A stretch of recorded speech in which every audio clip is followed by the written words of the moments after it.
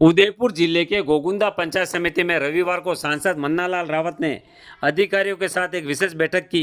बैठक का मुख्य उद्देश्य हाल ही में पैंथर हमले से हुई 5 लोगों की मौत पर समीक्षा करना और वन विभाग को सतर्क रहने के निर्देश देना था। बैठक में जिला अध्यक्ष चंद्रगुप्त सिंह चौहान, उप जिला प्रमुख पुष्कर तेली, उप प्रधान लक्ष्मण सिंह झाला, पूर्व उप प्रधान पप्पू राणा भील, वन विभाग के CCF, DFO Gogunda SDM doctor Naresh Soni, DYSP Gajendra Singh Rao, Gogunda tehsildar Om Singh Lakhawat, Saira tehsildar Kailash Idaniya, विकास अधिकारी जितेंद्र सिंह राजावत, गोगुंदा थाना अधिकारी शैतान सिंह नातावत उपस्थित रहे।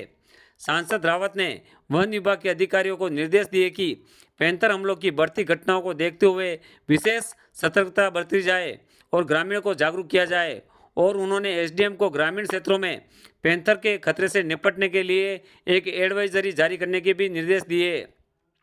बैठक में फैसला लिया गया कि 12 ग्राम पंचायतों में पटवारी, सचिव, वन विभाग और पुलिस के कर्मचारी 24 घंटे तैनात रहेंगे ताकि किसी भी आपात स्थिति में तुरंत कार्रवाई की जा सके।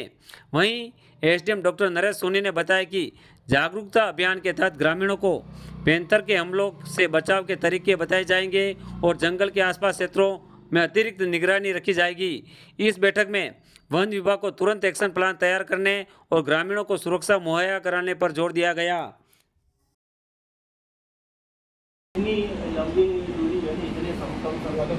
आदमखोर पैंथर की चर्चा है और आसपास के गांव में काफ़ी घटनाएं हुई हैं, उसको लेके काफ़ी चिंता का विषय है। सरकार में भी ये चिंता में आया है कि लोगों की सुरक्षा का ध्यान कैसे रखें और दूसरा पर्यावरण के जो विषय हैं उनको कैसे है। तो आज हम फॉरेस्ट डिपार्टमेंट के जो ऑफिसर्स हैं और यहाँ के पुलिस और प्रशासन के अधिकारी हैं उनके साथ बैठे हैं, चर्चा किया है। तो ये समझ में आता है कि अभी तक के प्रयास काफ़ी हुए हैं, लेकिन अभी भी गांव में खौफ है, डर है और लोगों में असंतोष है। इन विषयों को जब पूरा समझा तो ध्यान में आता है कि 2-3 विषयों पर तेज़ी से काम करना पड़ेगा फॉरेस्ट डिपार्टमेंट को। नंबर 1, पिंजरों की संख्या बढ़ानी है और दूसरा, गाँव में जो भ्रम फैला हुआ है कि ये सारा कैसे निराकरण होगा, तो पैंथर कैसे अटैक कर लेगा, ये सारी चीज़ें उसका भी निराकरण करना, थोड़ी सी और जागरूकता बढ़ानी है। ये बताया गया कि तकनीकी तौर पर यदि कहीं कोई घटना होती है तो वहाँ भीड़ इकट्ठी नहीं हो, ये विषय भी आया है। तो इसकी लेकर भी एक जागरूकता का प्रश्न है, तो पंचायत राज विभाग के माध्यम से इसको आगे बढ़ाएंगे।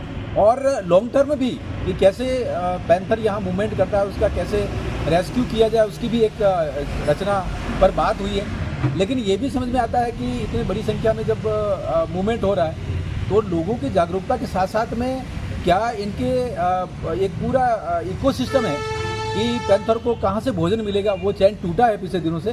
तो यहाँ कैसे हिरणों की संख्या, सांबर की संख्या बढ़ाएं, कहीं और से लाकर यहाँ छोड़े जाए, इन सारे विषयों पर बात हुई है। कुछ विषय ऐसे हैं जो सरकार के लेवल पर लॉन्ग टर्म उसमें आने चाहिए, उसको लेकर भी चर्चा हुई।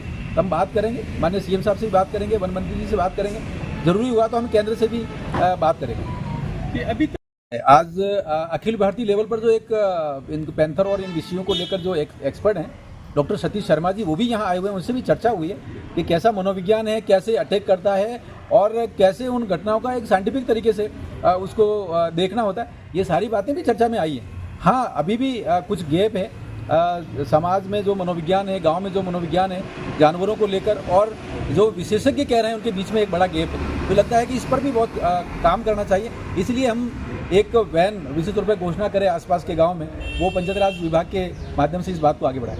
जी, हम चर्चा की, उसके अनुसार 3 को मुआवजा मिल गया और तेजी से उसमें काम कर रहे हैं। ये जानकारी में आया कि 5-5 लाख रुपए का उसमें मुआवजा स्वीकृत हो गया है और बाकी कहीं कोई विषय है अगर जानकारी में आता है तो उसको भी तेजी से बढ़ाएंगे।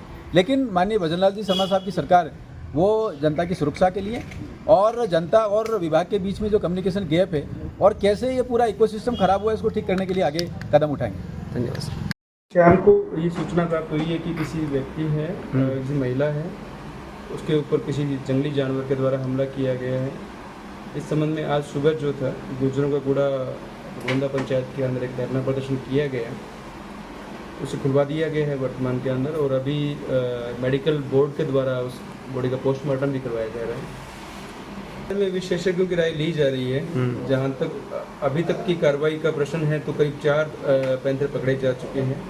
ये सामान्य घटनाएं नहीं हो के कुछ अलग घटनाएं हैं, तो इस संबंध में जो फॉरेस्ट के विशेषज्ञ हैं वो भी इसको स्टडी कर रहे हैं कि इसके क्या कारण हो सकते हैं। इसमें मेरा आप सब मीडिया के माध्यम से ये आग्रह रहेगा कि अभी एक एडवाइजरी जारी की जा रही है कि जो रूट अभी तक का हमें नज़र में आया, सबसे पहले छाली पंचायत, उसके बाद में मजावत और अभी जो बगलुंडा है, तो एक सस्पेक्टेड रूट हमारे द्वारा ये माना गया है कि अगर कोई आदमखोर जानवर, आदमखोर कोई भी ऐसा है लेपर्ड है जिसकी मूवमेंट इस तरफ हो रही है, तो उन पंचायतों को सतर्क करना, वहाँ के लोगों को जो है जागरूक करना। इस संबंध में अभी हमारे विकास अधिकारी के साथ में एक चर्चा की गई और यहाँ के जो जनप्रतिनिधि हैं, उपजिला प्रमुख पुष्कर जी, यहाँ के हमारे एमएलए साहिबान और हमारे जो यहाँ के प्रधान साहबान, सबके साथ में एक चर्चा करके निष्कर्ष निकाला गया कि उन पंचायतों में आज ही एक एडवाइजरी जो है भिजवाई जाएगी, जो मुनादी के माध्यम से भी वहाँ के लोगों को बताया जाएगा और जो चौपालें जो गांव की लगती हैं उन चौपालों में भी बताया जाएगा कि किस तरीके से जंगली जानवरों के आने पर आपके द्वारा क्या क्या बचाव के उपाय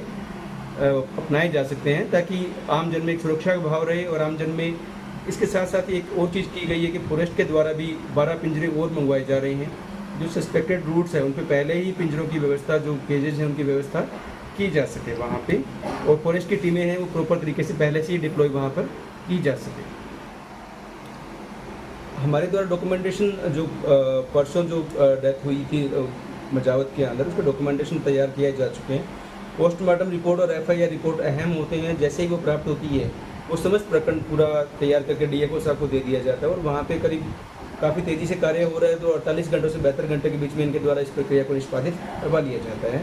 तो उम्मीद है कि इन दोनों प्रकरणों के अंदर भी जो शेष बचे हैं, इनके अंदर भी जल्दी मुआवजे से संबंधित कार्रवाई को निष्पादित करवाया जाएगा।